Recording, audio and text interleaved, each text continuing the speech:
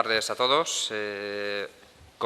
Queremos inaugurar hoy la primera jornada de Informática y Nuevas Tecnologías, que son unas jornadas que hemos organizado con un doble objetivo. En primer lugar, promocionar lo que es la profesión de informática, de ingeniería informática, y luego, paralelamente, queremos también un poco con estas jornadas promocionar también los estudios o la carrera de ingeniería informática. Pensamos hacerlo cada vez de un tema y entonces esta primera edición de las jornadas hemos decidido que lo íbamos a hacer sobre software libre y videojuegos, las dos cosas, digamos, relacionadas, ¿no? Para ello, bueno, contamos con varios ponentes y voy a dar paso, en primer lugar, a Susana Marcos, que es la coordinadora académica de grado de la titulación aquí de Ingeniería Informática, la cual os va a hablar un poquito pues, de la profesión de ingeniero informático y también un poquito de lo que es nuestro plan de estudios, ¿no? Cuando ella termine, daré paso a César Galindo, que es delegado de la titulación de Ingeniería Informática y que os contará un poco su experiencia como estudiante, ¿no? Después hablaré yo sobre software libre y videojuegos. Y después tendremos una charla en la cual haremos una demostración de cómo es el proceso de creación de un videojuego en general. La idea es que cuando acabemos estas charlas, que no van a durar mucho, pasemos bueno, tras el breve descanso correspondiente, pues a una demostración de lo que hay ahora mismo en videojuegos hechos software libre. Entonces, un poco que veáis la calidad de los videojuegos hoy en día. Estoy seguro que conocéis otro tipo también de exponentes del mundo de los videojuegos que pueden ser software libre o pueden no serlo, ¿de acuerdo? Bueno, pues sin más dilación doy paso a Susana Marcos para que os hable un poquito sobre la profesión y sobre el plan de estudios. Muchas gracias, Francisco.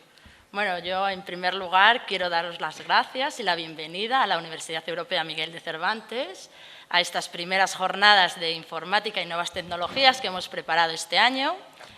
Y bueno, como ya me ha presentado Francisco, soy la coordinadora académica de grado, ¿vale?, de la nueva titulación de graduado en Ingeniería Informática, la antigua titulación de Ingeniería Técnica e Informática de Gestión, una vez ya reformulada según las directrices que nos marcaba el espacio europeo.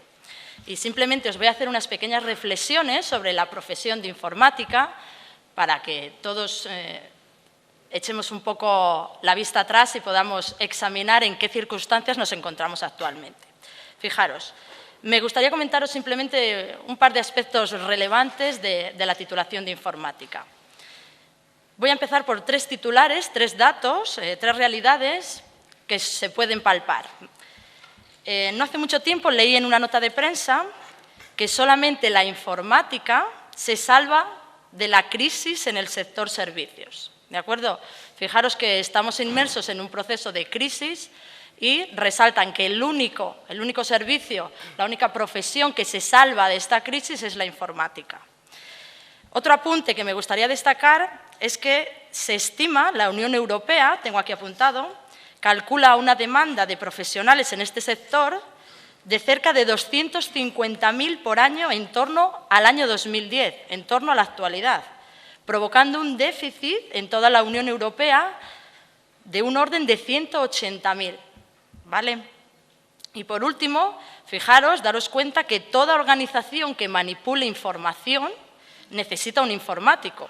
Fijaros, cualquier empresa, cualquier institución, cualquier organismo público maneja y procesa información, por lo tanto necesita de un informático. Fijaros que esto nos abre un amplio abanico de ofertas, de puestos de trabajo para los informáticos. ¿De acuerdo? Vamos a examinar muy brevemente las salidas profesionales que tiene esta profesión, ¿vale? Muchos de vosotros ya las conoceréis e incluso me podéis echar una mano. Yo he destacado principalmente 4, que os las paso a comentar. Desarrollador de software, ¿de acuerdo? Cuando hablo de desarrollador de software me refiero a programador de aplicaciones, aplicaciones de sistemas, aplicaciones de gestión, aplicaciones web, E incluso nos podemos meter en el mercado del ocio, todo lo que son redes sociales, que vosotros seguramente las conocéis muy bien, y en torno a lo que es el sector de los videojuegos. Fijaros que esta profesión nos habilita para poder desarrollar aplicaciones en un entorno muy variado, ¿vale? Yo destacaría también la posibilidad de analista de software, ¿vale? Una posibilidad de ingeniero arquitecto de software. Fijaros que un arquitecto de software se va a dedicar a diseñar soluciones informáticas para las empresas, ¿vale? Consultor informático, jefe de proyecto, responsable de grupo, ¿de acuerdo? Responsable de grupos de investigación.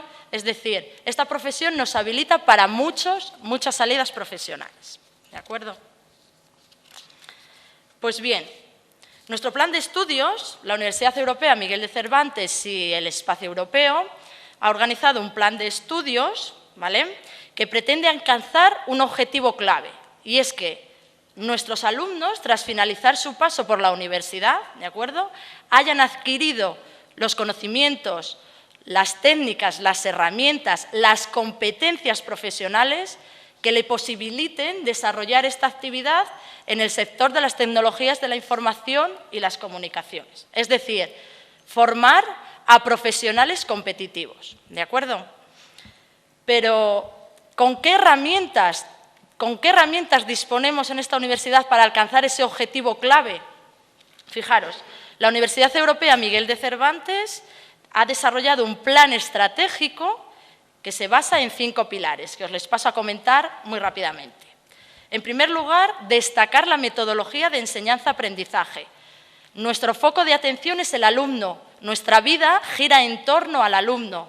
Nosotros, ayudados con las directrices del Espacio Europeo, programamos una serie de actividades que garantizan el aprendizaje del alumno en torno a una serie de competencias, resultados de aprendizaje y objetivos que marcamos inicialmente.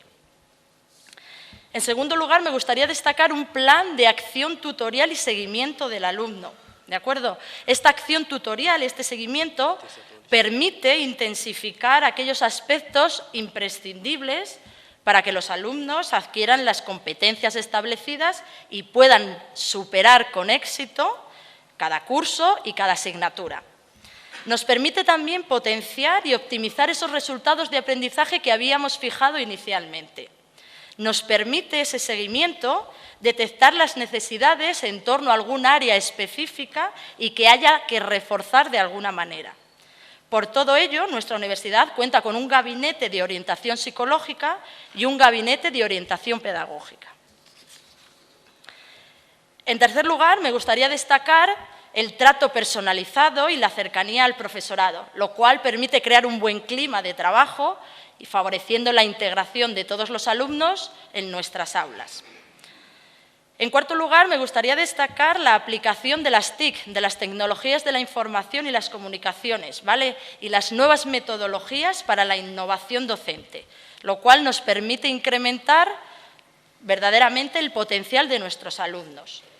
Utilizamos diferentes plataformas, seguro que algunos ya la conocéis, nosotros utilizamos la plataforma Moodle para poder depositar todo nuestro material docente, todo lo que son archivos, imágenes, documentos, todo, artículos, bibliografía, todo lo dejamos en esa plataforma para que esté accesible al alumno en cualquier momento.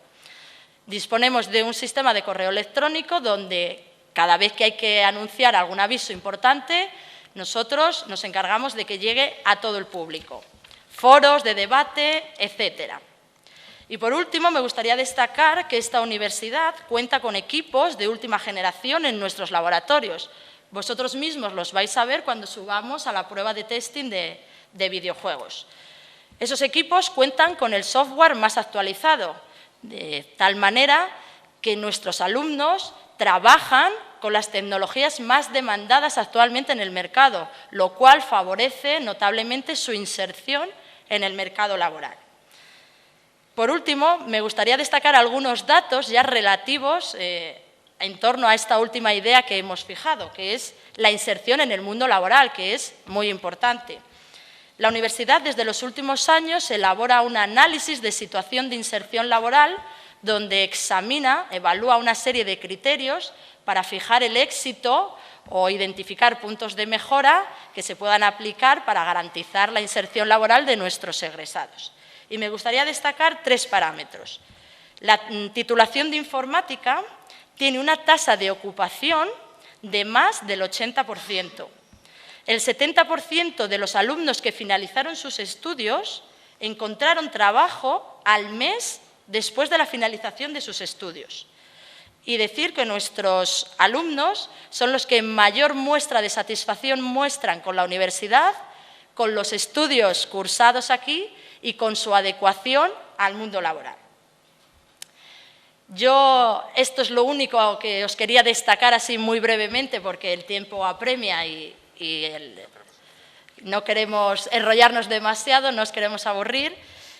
Quisiera recordaros que os hemos dado en la documentación, en esta carpeta que os hemos entregado a la entrada, una solicitud de para pedir información acerca de la universidad y me gustaría que la cumplimentaseis porque así os podíamos avisar de próximas actividades que organicemos de esta índole. Entonces, si por favor podíais cumplimentar esa hoja de información con una dirección de correo electrónico para que os podamos informar de próximas actividades que vayamos a realizar de esta índole. Y por mi parte, nada más. Indicaros que el sorteo del iPod, donde ya todos tenéis un número, lo vamos a realizar durante el descanso, el breve descanso que hagamos en la cafetería, para que estéis todos atentos, porque así vamos a aprovechar los recursos de megafonía que tiene cafetería. Y bueno, yo por mi parte no voy a decir nada más, simplemente daros las gracias y gracias por estar aquí a todos. A continuación voy a dar paso a César Galindo para que os dé un poco la visión de un alumno y os va a hablar un poquito pues, de la titulación, de los estudios de Ingeniería Informática y nada. Bueno, yo me llamo César y soy delegado de titulación de Informática. Y bueno, os vengo a hablar un poco de las características más importantes que yo veo como alumno de la universidad. Y yo creo que lo primero que hay que destacar es la atención personal, que se nota ya desde el primer día, porque los profesores están encima, pero no encima de ti, sino se les ve que lo que quieren es que aprendas y buscan metértelo en la cabeza como sea. Y ya a mí me ha pasado unas cuantas veces, y a mis compañeros también, que nos hace falta un calzador para que nos entre. Y eso, por ejemplo, después la atención personal se nota en el buen ambiente que se crea en clase, por la confianza que se crea con el profesor. Si necesitas cualquier pregunta, muchas veces no necesitas ni levantar la mano. Si tienes alguna duda, interrumpes o lo que sea, perdona, eso no lo entiendo, y lo aclaran en el mismo momento. Eso te da una confianza con el profesor, por ejemplo, que lo hemos hecho ya alguna vez, como por ejemplo para proponer alguna iniciativa, como ha sido estos últimos días Roboliz, propusimos si no era mucha extorsión, acudir a Roboliz en vez de ir a clase y no hubo ningún problema, se recuperan las clases y ya está. Y, por ejemplo, para proponer a un profesor un experimento que tienes ganas de realizar o lo que sea, y muchas veces no hay ningún problema y se realiza. Eso también le permite al profesor evaluar a los alumnos por competencias, como pide Bolonia, el espacio europeo, que pide la evaluación por competencias, que te evalúan, por ejemplo, la capacidad que tienes de trabajo en equipo, la capacidad que tienes de estudio autónomo, y eso así, con esa atención personal, como nos conocen a todos, ellos pueden evaluarnos en esos aspectos. También tenemos tutorías. Normalmente tenemos una hora de tutoría a la semana para hablar con el profesor o aclarar dudas, pero incluso si necesitamos una hora más, se puede arreglar con el profesor, porque si tiene un tiempo libre, nos dedica a lo que sea. Y hasta incluso hay ellos lo llaman adaptación curricular, y sirve para, por ejemplo, si encuentras un trabajo a mitad de curso, ellos te pueden adaptar el temario del curso, incluso los exámenes, para que puedas tú, en tu tiempo libre que te quede después del trabajo, para que puedas tú seguir tus estudios. Y yo creo que eso es de lo que más valoro yo, la atención personal y la adaptación curricular. Y bueno, ahora mismo no se me ocurre nada más. Si me he olvidado algo si luego hay alguna de destacar. Pregunta, pues, sí, si tenéis alguna pregunta, lo que sea, para desde el punto de vista de un alumno yo os puedo responder. Hay muchos programas populares y que por lo tanto tienen gran calidad, que tienen una licencia que los convierte en software libre. ¿Y qué significa que sean software libre? Esto es lo que quizás no conocemos todos ya más al detalle. Bueno, que tenga una licencia de tipo software libre significa que usar el programa nos da 4 libertades básicas. Primero, tenemos libertad para usar el programa de cualquier manera. Bien, es una cosa que es interesante. Segundo, tenemos libertad para estudiar cómo funciona el programa, si tenemos los conocimientos adecuados para entenderlo. Tercero, tenemos la libertad para poder adaptar el programa. Si el programa no nos gusta cómo funciona, nos gustaría que hiciese esta otra cosa. Si tenemos los conocimientos necesarios, podemos hacerlo. Y cuarto, permite la libertad para distribuir ese programa libremente, distribuir copias del programa, ¿de acuerdo? De las 4 libertades que os he dicho, las 3 primeras exigen que tengamos el código fuente del programa. El código fuente del programa son las instrucciones, lo que va haciendo. Y es precisamente los desarrolladores de software, los programadores, los que construyen ese código fuente. Es decir, nosotros, una de las cosas que enseñamos en la carrera de Ingeniería Informática es a construir programas y para eso se desarrolla un software. Luego le pones la licencia que quieres. Puedes no dar el código fuente y entonces tienes un programa privativo, que hay muchos en la plataforma, por ejemplo, las plataformas más habituales, que son Windows, pues muchos programas son privativos, no tenéis el código fuente. Mientras que de otros sí tenéis el código fuente. Por ejemplo, de Firefox, aunque normalmente os bajáis el instalador con el ejecutable, pero si fuerais a la página de Firefox os podréis bajar el código fuente. Bueno, a lo mejor probablemente en esta sala alguien que entienda todo el código fuente de Firefox, pues puede haber, si es que hay uno, pues estupendo. Quiero decir que algunos programas tienen hasta millones de líneas de código y evidentemente es complicado, ¿no? Bien, dentro del software libre, ya he dicho algunos ejemplos, hay un campo en el que también el software libre se ha introducido, que es el de los videojuegos. El campo de los videojuegos, desde un punto de vista de usuario, es muy lúdico. Quiero decir, lo que te interesa es que el videojuego sea divertido, que bueno, luego uno se preocupa sobre si necesita una máquina potente o no para ejecutarlo. Desde el punto de vista informático, un videojuego es una de las aplicaciones más interesantes que uno puede desarrollar, por una sencilla razón. Un videojuego es tan complejo que requiere tener conocimientos de muchas cosas. Por ejemplo, requiere tener conocimientos de gráficos, por ejemplo, de 3D. Requiere tener conocimientos de inteligencia artificial, porque si es un juego en el que vas a jugar contra la máquina, pues la máquina no puede ser tonta en ese sentido. Seguro que muchos habéis jugado a juegos en los cuales, tras 2 o 3 días, ya conocéis cómo funciona la máquina, sobre todo los de estrategia, ya conocéis cómo os va a atacar y todo eso, y el juego deja de perder interés, mientras que los interesantes son los que te cuesta ganarle, ¿no? Hay temas de sonido. Bueno, de hecho, los videojuegos de ahora casi parecen más producciones de cine que videojuegos. De hecho, los propios estudios de cine están introduciéndose en el desarrollo de videojuegos. Es decir, son aplicaciones muy complejas, requieren hardware en muchas ocasiones muy potente y es muy interesante. Hoy en día, el desarrollo de videojuegos a nivel profesional no es una tarea que se pueda hacer de forma aislada. Quiero decir, lo mismo os podéis encontrar a lo mejor a un programador que tiene un videojuego desarrollado por él, pero yo creo que eso es ya cada vez más escaso. Es decir, hoy en día el desarrollo de videojuegos exige equipos de 5 o 10 personas, donde hay un diseñador gráfico, hay un ingeniero de sonido, hay uno que se dedica a los guiones de la historia del videojuego. Bueno, de eso os va a contar más Néstor, que entiende más que yo de eso.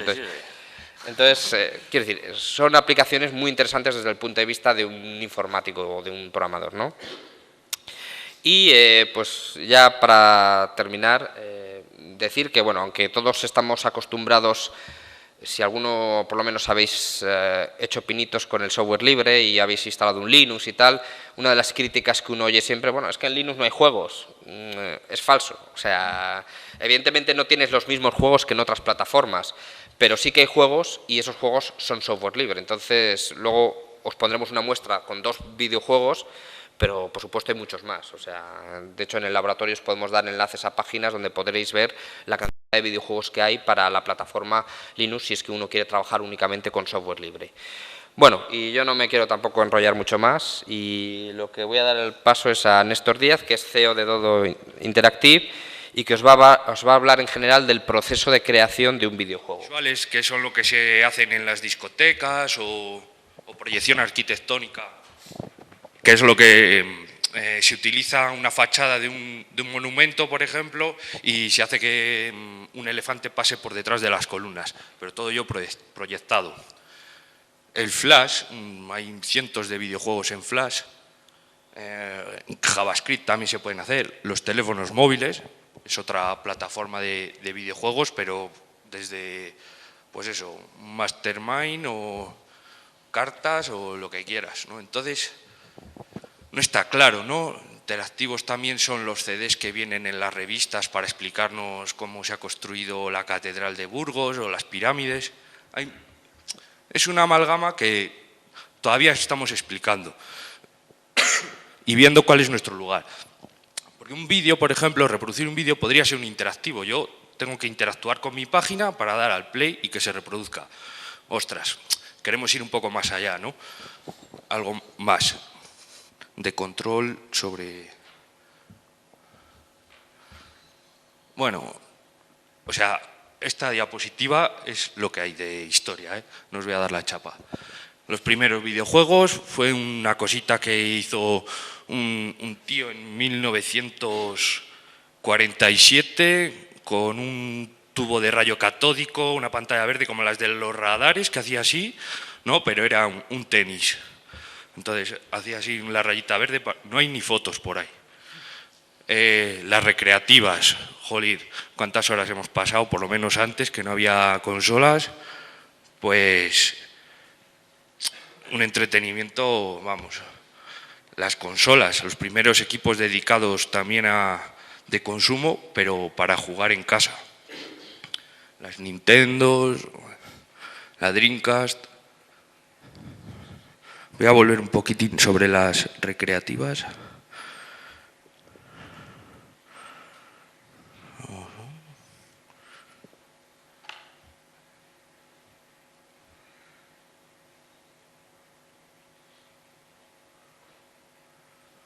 Esto es un emulador de máquinas recreativas.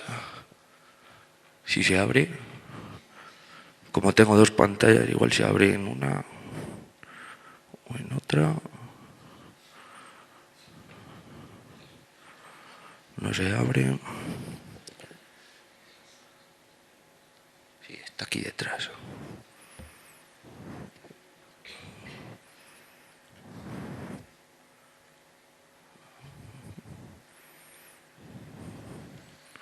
Vale, aquí está. Toda esta lista de juegos son una copia, una foto de lo que llevaban en los chips las máquinas originales. O sea, es el mismo videojuego. Y entonces este programa emula el hardware que llevaban aquellas máquinas. Entonces podemos jugar a juegos míticos como el Tetris, el Snow Bros, el Shinobi, el Pong. Bueno.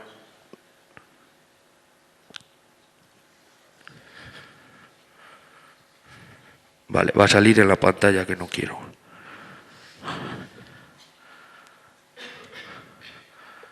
Bueno.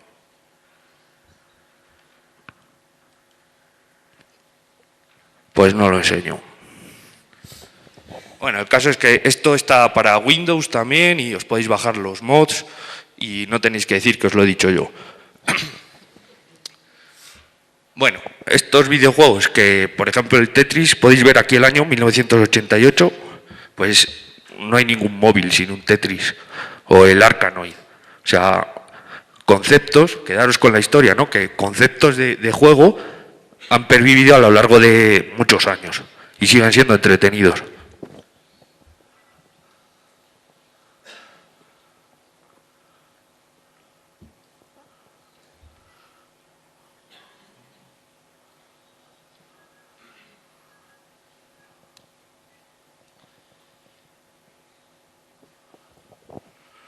Bueno, después de las consolas, el primer videojuego en 3D fue una versión del Mario.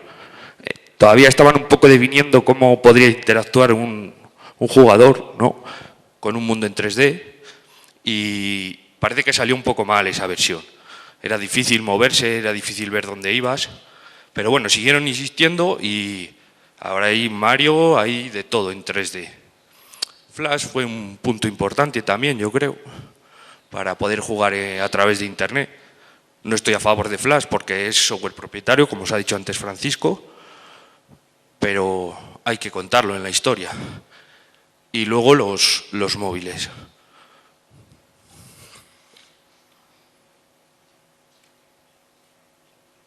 Tipos de juegos. Pues hay pasatiempos, matamarcianos, primeras personas, plataformas y estrategia. ¿Alguien tiene alguna duda sobre esto? Creo que no. Tipos de estructura. Esto ya un poco más así, ¿no? El juego lineal es el que te lleva a él. O sea, te pone todo a huevo para que vayas por donde él quiere. Tengo que pasarme al nivel, tengo que matarme a los primeros malos más pequeñitos. Cuando me les paso viene el malo grandote. Pero siempre es así. Me va encauzando. O el Tetris, que he intentado enseñaros antes, pues es igual siempre, ¿no? Un nivel más rápido, con los cuadritos aquí o allá. El sandbox es a libre albedrío. Puedo pasarme un nivel de 10 maneras diferentes y si tengo las claves, pues más rápido.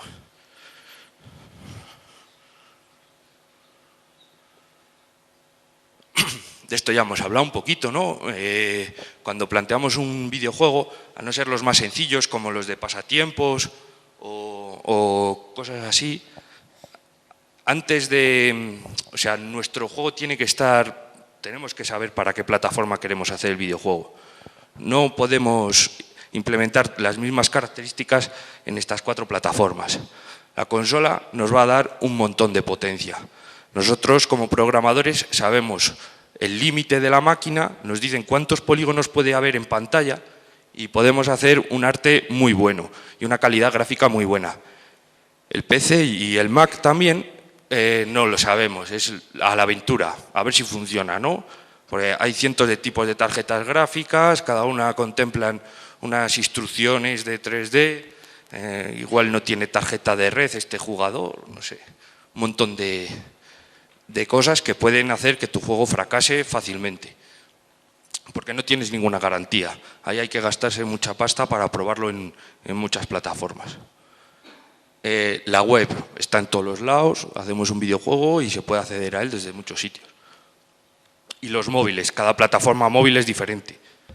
Aunque programemos en Java, que es sobre lo que van la mayoría de los teléfonos avanzados, aunque algunos como este lleve Linux debajo, los HTC, Android, pues que lleve Java no significa que utilice las mismas instrucciones para dibujar la pantalla o manejar la bola, tengo bola, no tengo bola, voy a poder usarla, o los giróscopos para saber si se está inclinando el móvil o no.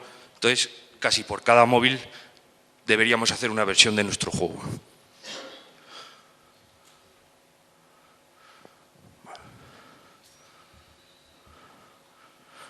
Esto es lo más importante. Esto no se da ni en informática ni en ninguna carrera, es nuestra creatividad, ¿no? Si encontramos una historia guapa que pueda enganchar a la gente.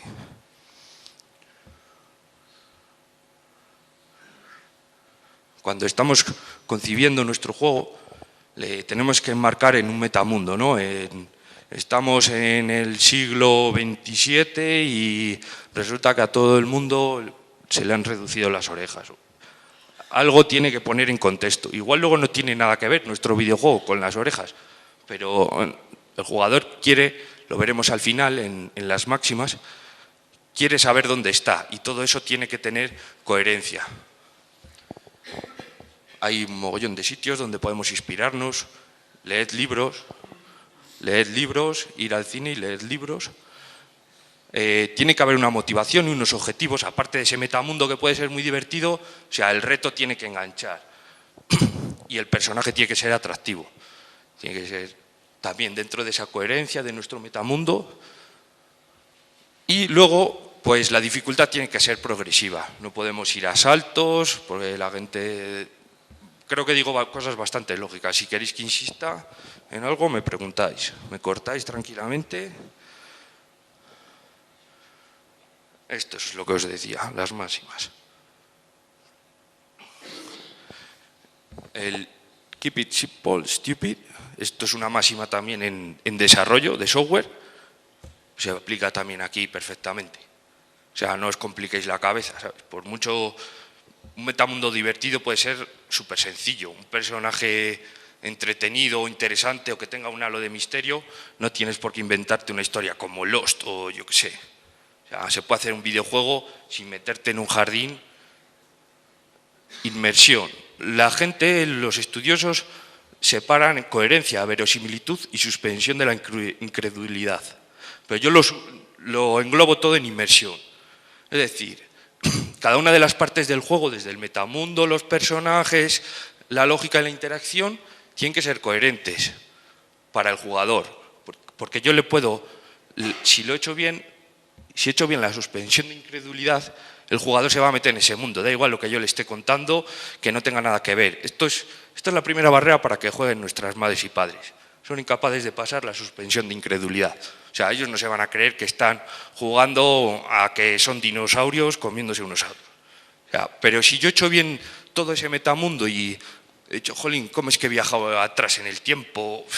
Que ha habido un accidente nuclear y me he convertido en un dinosaurio. O sea, he metido a la historia, el jugador va a creérselo, tengo que mantener esa credibilidad con coherencia y con verosimilitud. O sea, no puede aparecer un robot cuando yo no he hablado de que hubiera tecnología en las cavernas. O sea, así, de repente. A no ser que mi juego sea absurdo continuamente, entonces volvemos, ¿no? Es coherente dentro del absurdo.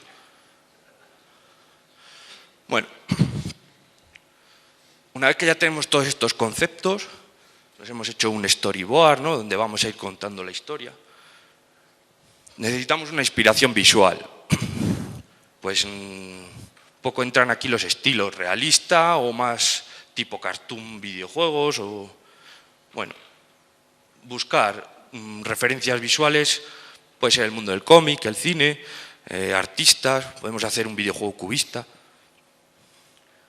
Tenemos que investigar y documentar. Tenemos que dejar, si estamos basados en algo, tiene que estar documentado. Volvemos a la coherencia. Escribir todo, porque además, si nosotros somos los que estamos concibiendo el juego, tenemos que documentar y escribir todo para que la gente que trabaje con nosotros en equipo, la competencia de equipo que comentaba vuestro compañero, pues todos ellos tienen que entender hacia dónde vamos y cuál es el concepto del juego. Entonces, todo esto tiene que quedar súper documentado. El diseño de los niveles, interacción del usuario, qué controles va a poder usar, puede saltar, cuántos metros se pueden saltar. Aquí estamos escribiendo. Un punto importante es el de la física. En nuestro interactivo, videojuego, lo que sea, si nos metemos con física, nos metemos con algo gordo. Nosotros podemos simular física, podemos simular saltos, pero si nuestro motor de videojuegos sobre el que vamos a ejecutar la plataforma utiliza la física, eso ya va a condicionar todo lo que hagamos. Y hay mucha más impredecibilidad, porque ese motor de física va a simular los golpes, no sabemos cómo vamos a rebotar. Si nuestro juego está más interesado en descubrir un misterio, igual no necesitamos chocarnos y rodar por todos los lados. Prescindimos del motor de física y hacemos una pequeña simulación pues, para caminar o coger cosas. Pero suele condicionar mucho todo el desarrollo después. O sea, no podemos concebir un videojuego sin física y luego meterle física, o con física y luego quitársela, porque se desmonta todo. Y ahora sí, ahora ya que tenemos todo eso documentado, modelamos, texturizamos, animamos nuestros modelos, metemos la lógica. Si has cogido 5 tokens, has alcanzado el nivel. Música y sonido, muy importante. En software libre yo creo que es una de las cosas que falla un poco. No se termina de trabajar bien el sonido y es lo que ha dicho antes Francisco, que ahora mismo para competir es competir con Hollywood prácticamente. Y lo juntamos todo en un videojuego pues entregable para ejecutar en la plataforma que hayamos elegido. Hay muchas cosas entre medias. Beta testing, hay gente que trabaja solo en probar juegos. O sea, luego, si lo hemos hecho nosotros o trabajamos para alguien, va a querer una promoción. Tenemos que hacer un arte que no es igual que el modelo del videojuego, porque en los modelos de videojuego prima la economía. O sea, en una plataforma como las consolas puedo saber más o menos el número de polígonos que puedo manejar en una misma vista, ¿no? Pero en el PC no, y aún así es limitado en las consolas también. Además salen series de consolas que si tengo la A, la B, la C, no todas soportan lo mismo. Entonces, los modelos para videojuegos en 3D tienen muy poquitas caras, ¿no? Por ejemplo, si quisiéramos modelar este proyector para un videojuego sería cuadrado, un cubo. Pero luego todo este tema de rebordes, botones, no se hace en los biseles. Eso se hace a través de texturas. Los motores entienden cómo estás aplicando las texturas, puede llevar 3, y en pantalla está dibujando el bisel. No estamos haciendo todos estos vértices y aristas por economía. Entonces, a lo que iba. Para luego hacer el arte guapo, el de la carátula o las escenas de transición, que también son muy importantes, eso que pasa entre que te has pasado un nivel u otro, suele ser con un poquito más de calidad. Pues hay que, a la vez de saber modelar y texturizar para videojuegos, hay que saber modelar y texturizar en estilo artístico. Y difusión en redes, poner cortos, trailers, colgarlo por ahí. Ir a todos los eventos para contar mi libro, ¿no? Bueno, esto es lo que ha dicho antes Francisco. Las 4 libertades del software libre. Gracias, Francisco. Me debes 5 minutos. Iba a estar aquí yo. Vale, pues desde hace mucho tiempo Linux está en los servidores. Es el corazón de Internet desde hace mucho tiempo. Linux y su abuelito Unix. Luego pasa a los dispositivos empotrados. Seguro que si tenéis un media center, un router o infinidad de cosas de ese cacharrines, lleva un Linux dentro. Luego llegó el escritorio en el 2000. Podemos usar Linux o nuestra madre tranquilamente. Mi madre usa Linux y ahí está, mirando el correo y sin problema. Y ha llegado a los móviles, que es lo que os decía antes. Pero la última frontera es el diseño, los interactivos y los videojuegos. Es donde estamos ahora.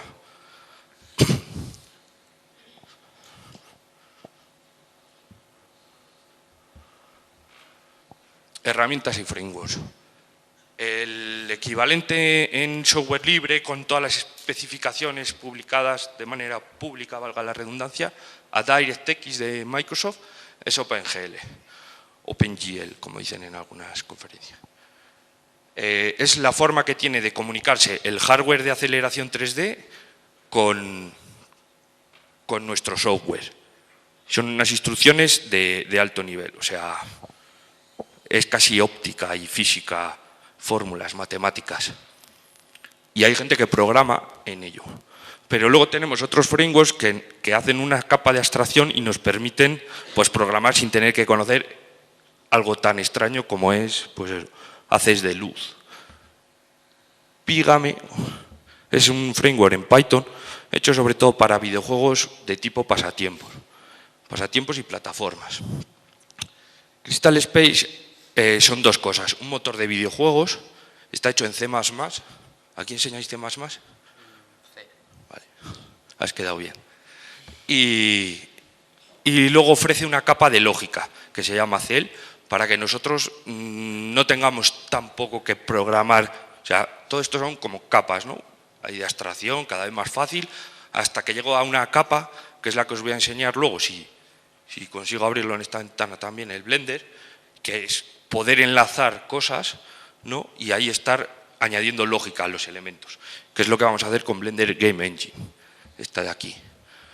Luego los escritorios como Genome y KDE son, bueno, pongamos un ejemplo, Windows XP tiene un escritorio que es siempre la barra inicio, el fondo y los iconos, pues en Linux tenemos varios. Estos escritorios que ofrecen frameworks para programar aplicaciones de escritorio, clientes de correo, calculadoras, todo ese tipo, pues además permiten, y además cada vez más, permiten trabajar con aceleración 3D, por ejemplo, y crear videojuegos.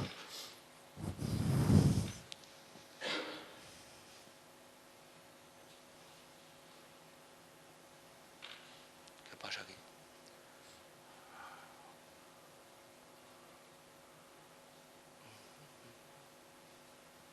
Bueno, sobre todo estos vienen con Genome.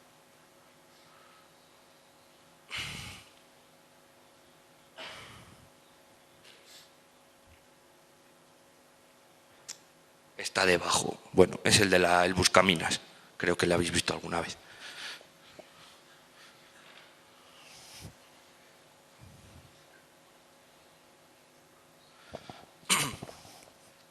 Luego tenemos otras herramientas complementarias. Por eso que hablábamos, ¿no? De que es la creación de interactivos y videojuegos es un trabajo muy complejo que exige formación en muchas disciplinas. Casi nadie puede reunir todas las características, también lo ha dicho él, para hacer un videojuego él solo. Hay que trabajar en equipo, llevarse bien, invitar a un café de vez en cuando y luego aunque sepáis hacer varias cosas, siempre hay una cosa que os gusta hacer más o que se os da mejor y especializaros en ella. Hay gente que solo se encarga de poner el esqueleto a los modelos de personas, solo, que son esqueletos, son huesos, tal, para que luego se puedan mover. Ni siquiera mueve los huesos, solo consigue que las juntas de los codos sean reales, no se doblen raro los miembros. Y solo están especializados en eso y se dedican a y les llaman solo por eso. Pero bueno, además, para hacer otro tipo de cosas, tenemos editores de texto, wiki, gestores de proyectos, para trabajar colaborativamente en equipo, pues con gente que igual no está. También es muy común últimamente en las productoras tener los equipos dispersos por el mundo. Ya no. Hace 5 años, un colega mío que ha trabajado en animación, en el Bosque Animado, trabajaba con Maya, pues perdió la oportunidad de trabajar en el CID, me parece, porque le obligaban a ir a Valencia a trabajar. Y en cambio, para la del Bosque Animado, él podía trabajar desde Valladolid, y era una producción gallega, y no le pusieron ninguna pega a él mientras fuera entregando sus partes y todo eso, pero bueno, parece que va cambiando la tendencia y se puede trabajar desde casa o desde tu lugar habitual de trabajo sin tenerte que desplazar. El GIMP es una herramienta de retoque fotográfico. Bueno, lo que quería decir es que los wikis y gestores de proyectos, sobre todo online, pues facilitan el trabajo en equipo de gente que no está a diario en la misma sala. El GIMP de retoque fotográfico para hacer texturas. A pesar de que en Blender se puede pintar y hacer todo tipo de texturas, el juego que os voy a enseñar luego está hecho así. No han utilizado ninguna herramienta externa, solo han utilizado Blender. Pues a mí sigue siendo más cómodo preparar una textura en una herramienta de retoque fotográfico de las de toda la vida. Inkscape, que es para diseño vectorial, viene bien para formas geométricas, videojuegos o interactivos de tipo pasatiempos o meter textos. MakeHuman es una herramienta libre para crear modelos de personas sin tener que diseñar, simplemente añadiéndole pues, peso, volumen muscular, género. Sí, tiene una especie de, que no quiero decir razas, pero son como las razas humanas, pues para dotar a las caras más características de una parte del planeta o de otra. Y todo eso se va haciendo pues con controles, puedes sacar una base de un personaje para tu videojuego con MakeHuman. La última versión está yendo fatal, pero es una beta, entonces habría que irse a una muy antigua, que es un poco más fea. Bueno, yo la pongo aquí con la esperanza de que la presentación me valga para dentro de un año, yo lo he dejado. Y luego la gestión de versiones, también para el tema de trabajar en equipo. El tema de gestión de versiones es importante, se reparten las texturas para el que esté con eso, se reparte la lógica para el que esté con lo otro, código, tal. Y entonces cada uno desde su lugar de trabajo va haciendo las aportaciones, pero yo gracias a este software puedo saber quién ha añadido qué y cuándo. Puede poner un comentario además, o sea, es decir, acabo de arreglar que el brillo no coincidía con mi lámpara en la textura de los coches. Entonces yo voy a un listado de todos los cambios que han ocurrido y digo, ah, mira, ya me han arreglado lo del el brillo de los coches. Y además, si no está bien, es una máquina del tiempo y yo puedo decir, chico, no, tenemos que seguir enseñándolo al cliente como lo teníamos antes porque lo has dejado peor. Puedo volver para atrás y deshacer ese cambio todas las veces que quiera. Esto, los gestores de versiones en software propietario valen un dineral y en software libre hay algunos fabulosos que no sé por qué no.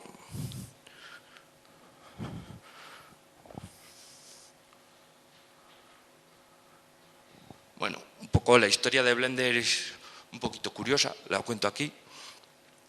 En 1998, dos estudios belgas o holandeses tenían un producto, un programa de modelado y diseño en 3 dimensiones, se llamaba Blender, y tenían una versión para estudiantes que era gratuita, tipo Sareware o así. No era Sareware, no te daba avisos a los 30 días ni nada, simplemente era gratuita para estudiantes. Y tuvo mucha repercusión, la gratuita, pero la empresa se fue a la bancarrota. Entonces el diseñador, el programador principal, Tom Rosenthal, no he puesto el nombre, Tom Rosenthal dijo que no, que ese programa no se podía quedar así. Tenían muchos usuarios, estudiantes que querían aprender con eso, que no les parecía bien bajarse el 3D Max Studio piratón, que además les gustaba cómo funcionaba, y dijo que por sus huevos esto lo conseguía sacar ahí de la sociedad, de las empresas que lo tenían cautivo, ¿no? Porque habían financiado el programa y ahora decían que eso valía no sé cuánto y si ellos se iban a la porra, el programa también. Y el Tom Rosenthal se encabezonó, montó una fundación y pidió dinero a gente de todo el mundo para pagarles no sé cuántos 1000 euros. ¿Qué hora es? Las 6 y algo. Vale. Les pidió un montón de dinero y consiguieron liberar con las aportaciones de todo el mundo. En el 2005 Elephant's Dream es el primer corto que se realiza con Blender, de calidad bastante más, no os lo voy a poner, ¿no? Un minutín. Y después de él se crea el Blender Institute para dar cursos y formación sobre Blender. En el 2007 es el siguiente corto, este ya es el guapo porque tiene temas de pelo y partículas. Y es un corto de un conejo muy divertido. Como teníamos un concepto, un mundo, un metamundo en Big Bang Bunny, un conejo que está en un bosque con una pradera y hay unas ardillas que son muy malas. Y una de esas ardillas es Joe Frankie. Tenemos toda la historia, tenemos unos personajes para un corto, vamos a tirar de eso y vamos a hacer un videojuego. Y es el Joe Frankie. A ver si me da tiempo a enseñaros en un momento.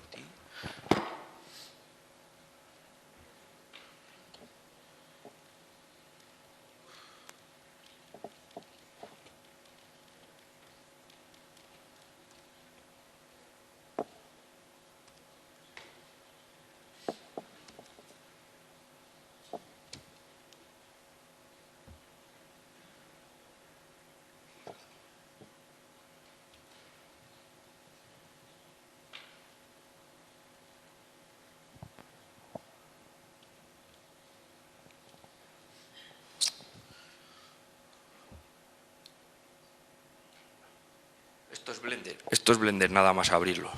La primera pantalla, enlaces y lo último que hemos abierto.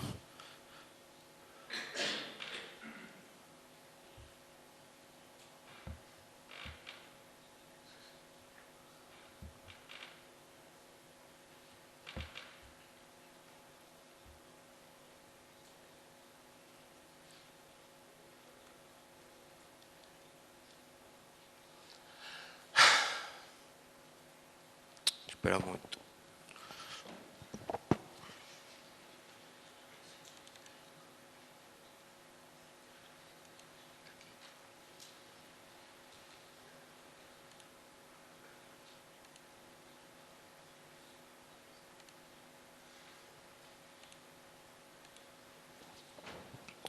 Cuando nos bajamos el videojuego de YoFrankie, nos bajamos con qué han hecho el videojuego a la vez.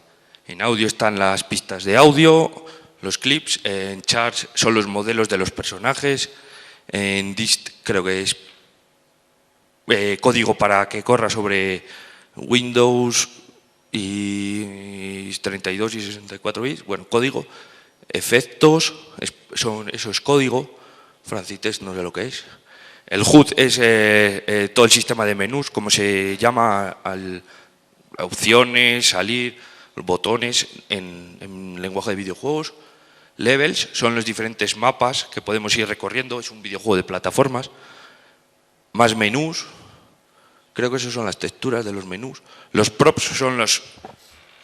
Esto no lo he oído tanto, he oído más tokens. Props son lo que podemos ir cogiendo. Aquí son melocotones y bellotas, son lo que podemos ir cogiendo. Las texturas, los otros son solo modelos, aquí están las texturas y más librerías para ejecutar con Windows. Entonces, abrimos desde el propio Blender, si damos a la P, jugaríamos.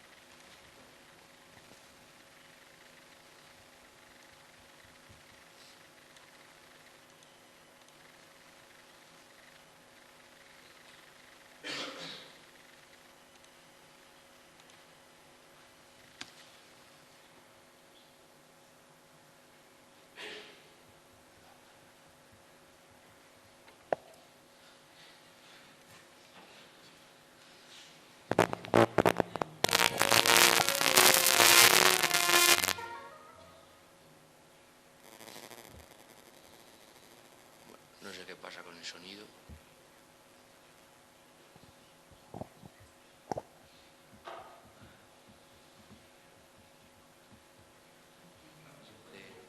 También se puede jugar a pantalla completa.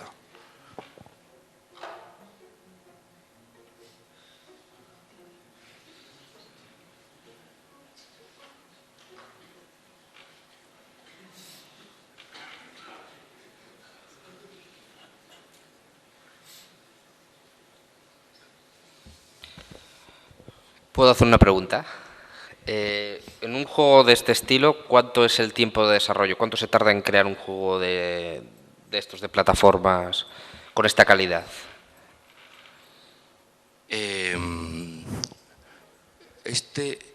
Estuvieron 6 meses. Fue un equipo de 7 personas rotando y te podría decir el dinero, pero no me acuerdo. Pero ese es el dinero oficial que se gastó la Blender Foundation en tener a la gente. Porque luego hay muchos elementos que colaboró la comunidad, o sea que bastante más de las cifras oficiales. Si espero un poco, hace una gracieta.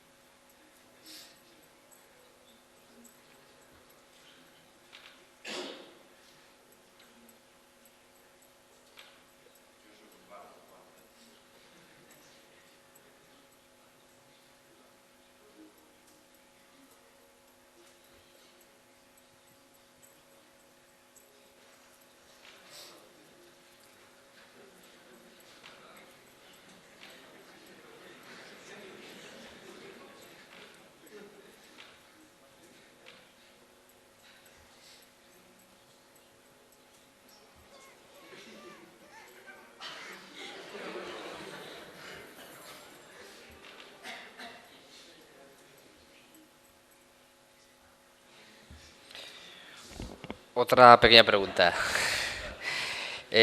¿Actualmente sabes el Blender si se utiliza en muchos proyectos o...?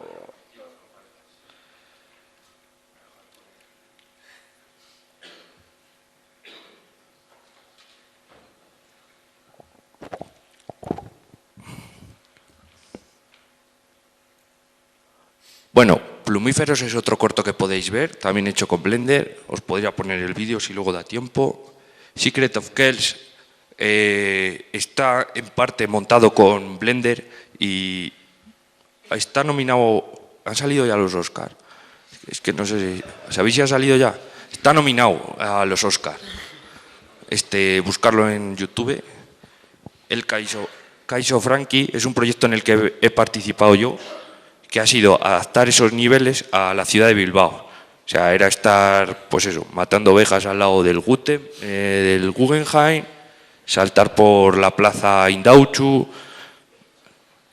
Y el último proyecto que tiene entre manos la Blender Foundation es Sintel, que va a ser un corto tipo épico y estamos esperando a ver si después viene y hace la misma como con Big Bang Bunny y Yo Frankie. Hay un videojuego utilizando los modelos y los personajes de Sintel.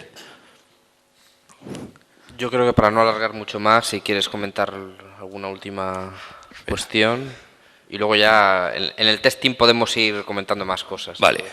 Para aprender más, pues si os queréis ir. En Guerrilla CG no hablan de ningún software, pero te enseñan 3D fenomenal, con vídeos estándar. O sea, rollo genérico, cómo es el árbol de emparentado de modelos. Blender.org también hay manuales, información y enlaces a más cosas.